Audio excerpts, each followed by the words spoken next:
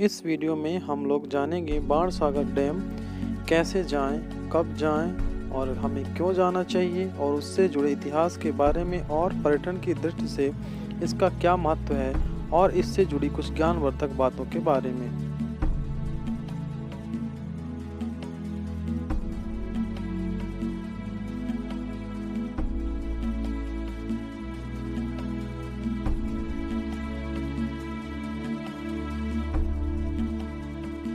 Bansagar dam Madhya Pradesh के शहडोल जिले के देवलोद गांव में सोन नदी पर बना हुआ है। सोन नदी जिसकी लंबाई 784 किलोमीटर है। बाणसागर डैम की ऊंचाई 67 मीटर यानी कि 220 फीट है और बाणसागर डैम की लंबाई 1020 मीटर यानी कि 3350 फीट है।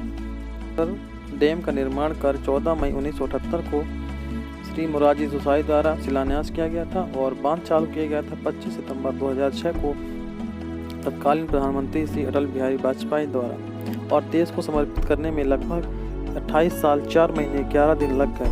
और बाणसागर डैम से लाभान्वित राज्य एमपी, यूपी और बिहार है। बाणसागर डैम के द्वारा 435 मेगावाट विद्युत का उत्पादन किया जाता है और इस डैम का संचालन जल संसाधन मंत्रालय मध्य प्रदेश द्वारा किया जाता है।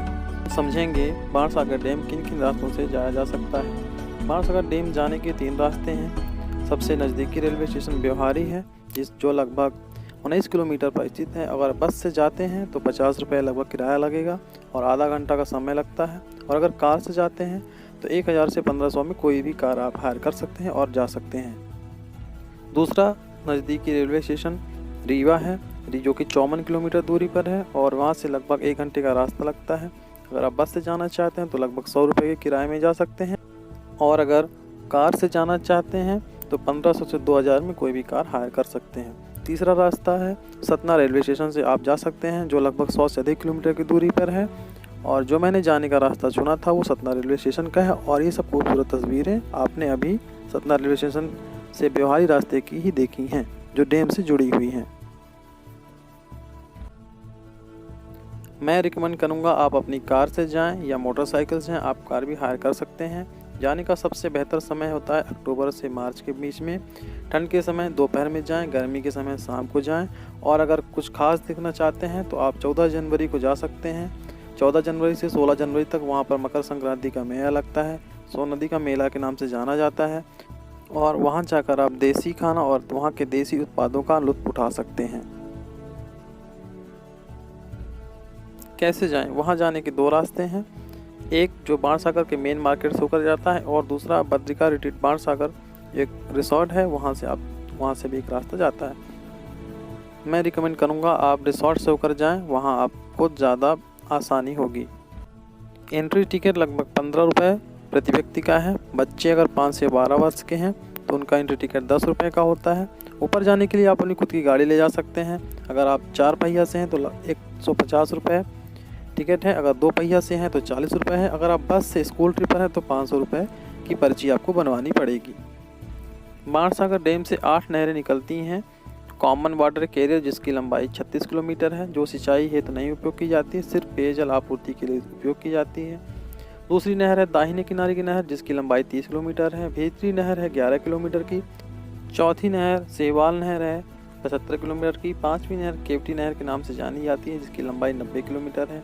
पूर्वा नहर 128 किलोमीटर जो कि सबसे लंबी नहर है।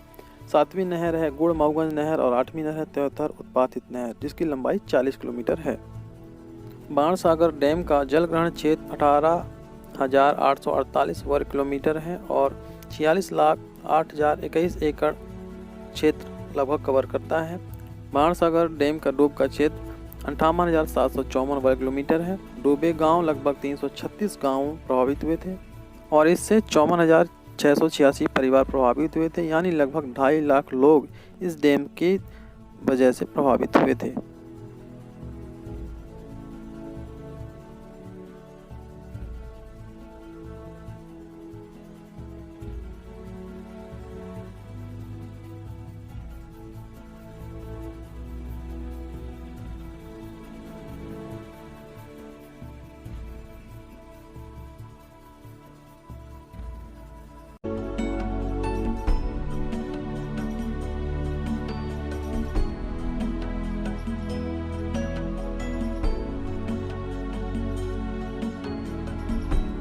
जब वहाँ पर आप ऊपर जाएंगे तो वहाँ पर एक बहुत ही खूबसूरत आपको कॉटेज मिलेगा, जहाँ पर बैठकर आप अपनी फैमिली फ्रेंड के साथ क्वालिटी टाइम बिता सकते हैं। यह उस कॉटेज के अंदर से बाणसागर डैम का नज़ारा है।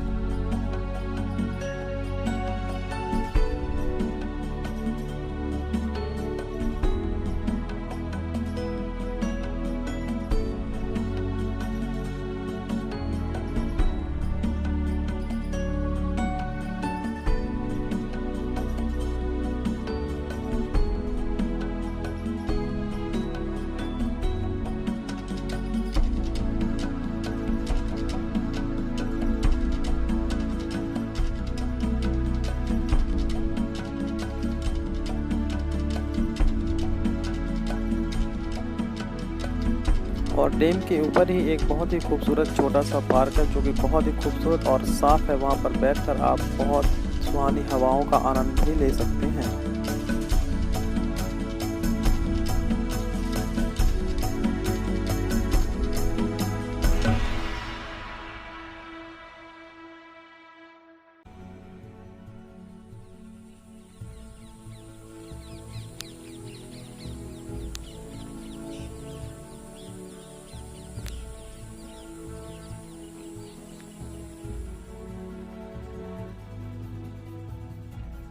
और अब हम जानेंगे वहाँ पर हम कहाँ रुक सकते हैं, क्या खा सकते हैं, सबसे बेस्ट ऑप्शन आपके पास क्या रहेंगे। डैम के ठीक नीचे ही बद्रिका रिट्रीट बाणसागर नाम का रिसोर्ट है, जहाँ पे वेज और नॉन वेज दोनों आपको भोजन मिलता है। अगर आप वहाँ आलू के पराठे वहाँ ट्राई कर सकते हैं, और अगर आप नॉन वेजिटेरियन हैं तो आप फिश फ्राई वहाँ की टेस्ट कर सकते हैं। एक व्यक्ति के वहाँ खाने का खर्चा 100 रुपये, और अगर आप फैमिली के साथ है 300 से 400 रुपये में आप बेहतरीन वहाँ खाना खा सकते हैं। दोस्तों को बर्थडे ट्रीट वहाँ दे सकते हैं, फैमिली के साथ क्वालिटी टाइम स्पेंड कर सकते हैं। और अगर आप वहाँ रुकना चाहते हैं, बाहर के हैं, तो 1500 रुपये 24 घंटे के चार्ज होते हैं। लग्जरी इसके साथ आपको मिलेगा लग्जरी रूम, 24 घंटे की सर्विस, टीवी और एसी रूम। मैंने वहाँ आलू के पराठे टेस्ट किए, जो कि बहुत ही अच्छे थे। होटल भी बहुत साफ़ सुथरा। और अब दोस्तों वापस जाने का वक्त हो गया है, और वापस जाने की कुछ खूबसूरत तस्वीरें आप देख रहे हैं, जो कि बहुत ही खूबसूरत है। आप अपने बैकग्राउंड में आप वहाँ फ़ोटो क्लिक करवा सकते हैं।